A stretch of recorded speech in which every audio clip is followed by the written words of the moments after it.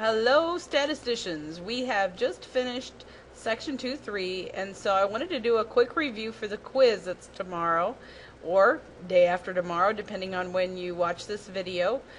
You should have a pre-printed review, and that's what this review goes through. We have been covering frequency distributions, histograms, and frequency polygons and ogives. So to get started, what you need to know how to find the range to make a frequency distribution. Then you got to figure the class width. That's the range by the number of classes. Number 3, you've got to find the class limits. You start with the low guy, and then you get the next class limit, lower class limit, by adding the width. You go down the rows and get all of them. And then you find the upper class limit by adding one less to the lower class limit, one less than your width to the lower class limit. Fourth, you got to find class boundaries. Remember, those are a half step down from your lower value and a half step up from your lower value. And then finally, find the tallies or frequencies, the cumulative frequencies, midpoints. To do the midpoints, you can add the limits and divide by 2. Relative frequencies, remember that's your frequency over your total, and cumulative frequency. So let's get started. This first problem that was on that review, it says you've got a private pool recording the weights of 30 adult females. They actually recorded the weights because had they asked the women, they would probably not be honest. That's just something. I mean, how many women put their actual weight on their driver's license? Not too many, unless you're really thin. Okay. Then they want us to do a frequency distribution. It says use 6 classes. I put that in red on this PowerPoint because that is the key to everything. So my first step was to find the range. 179 minus 111, that's 68. When I divide by the class width, I get 11.3, which you round up to the next whole number, since all of our data are whole numbers. And it's 12. Now here you have a choice. You have a choice to make this 13. If you make it 13, your midpoints will be even whole numbers. If you don't, if you leave it 12, you're going to have decimals. I ain't scared of no decimals, so I'm leaving mine 12. Alrighty, but if you make it 13, it looks nicer. Well, there was the high and the low.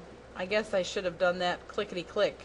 High value minus low value gives you your range. Divide by class, the number of classes. Round up, that gives you your class width. Bada boom, bada bing. We're ready for the frequency distribution. Ooh, those rectangles didn't hide stuff very well, did they? So I start out with the class limits here. I start with the lowest value, 111. And then I go down, I add the class width, which I made mine 12, 13 probably would be a better choice, 123 and 135, so I do all of those first. Then the upper class limit here is 1 less. So we had 123 here, this one's 122, and that's the way you do the rest of them. So class boundaries, you go down half a step, 111 minus 0.5 is 110.5. To get the upper one, you add 0.5 to 122.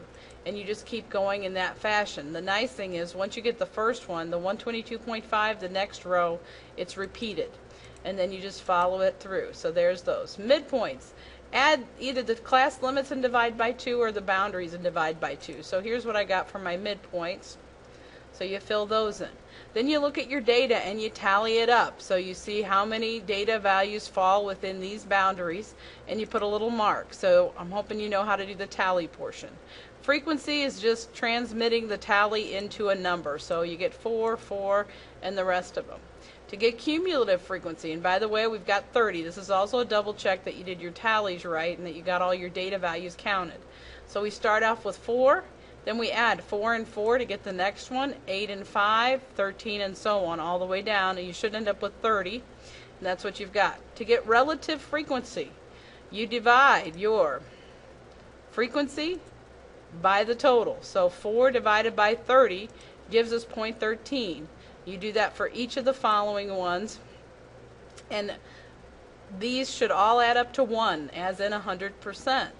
Cumulative frequency, we start with 0.13 and then we add 13, 13, you get 0.26, and then you follow that same pattern on down. Should get 1 for the last one. So that's everything you need for all of these graphs that we're going to do. You probably had to add an extra column on your well, you probably had to add an extra column on your review so that they all fit. Okay, to do your graph, remember, you label your axes. And you need to know what goes where. So I came up with a little table to kind of show you what goes where. Now this got in the way here, but this last one is ogive. Oops, back. Histogram, boundary, histogram, for the histogram, your x-axis. If you notice, your x-axis is class boundaries or the midpoints. Your y-axis is always some type of frequency. So the way you read this chart is, for your histogram, you use your class boundaries for the x, and the y values are your frequency or relative frequency, depending on which one you're doing. For frequency polygon, this, hopefully you can see polygon there, you need your midpoints, that's the one that's got the different x, and then you need the frequency again, or relative frequency. Then the ogive. Ogive is also known as cumulative frequency polygon, and they call it an ogive. And you use your class boundaries, but you use the cumulative frequency, or cumulative relative frequency. Remember, with this ogive, excuse me, you always put the cumulative frequency with the upper class boundary. On your homework, I told many people, move them over. I checked your graphs carefully. So let's see what your graphs should look like. So you might need to pause it and check that your graphs look like these. But notice I've got my labels, frequency, weights of swimmers. I counted by 2's on the y-axis, and you got your little bars there, nicely colored. Weights of swimmers, and I've also put pounds over here, weights of swimmer, pounds. This was frequency polygon. These are my midpoints down here and frequency up there. Then you've got your ogive, cumulative frequency. So I counted by 4's up to 32. And then these are the boundaries, lower until you get to upper. Notice I started with my lowest boundary. It starts at 0 there. Be careful with that. And then here's for the relative frequencies. I counted by 0.04. Yes, I messed up. That's white out, you see there. And there's what your bars should look like for that one. And then the relative frequency here, you've got these decimals. Think money when you're trying to break them up, and it helps. Weights of swimmers down here. These are the midpoints. And then your ogive here, again, start at 0 when you start with your lowest class boundary.